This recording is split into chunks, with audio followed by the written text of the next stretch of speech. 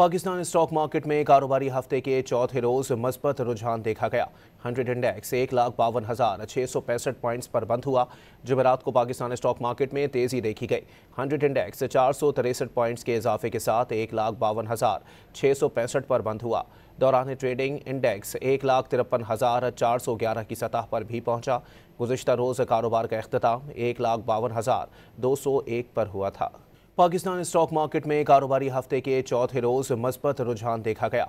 100 index 1,52,665 points पर बंद हुआ। जुमेरात को पाकिस्तान स्टॉक मार्केट में तेजी देखी गई। 100 इंडेक्स 463 पॉइंट्स के इजाफे के साथ 1,52,665 पर बंद हुआ। दौरान ट्रेडिंग इंडेक्स 1,53,411 की सतह पर भी पहुंचा। गुज़िश्ता रोज कारोबार का इख्तिताम 1,52,201 पर हुआ था।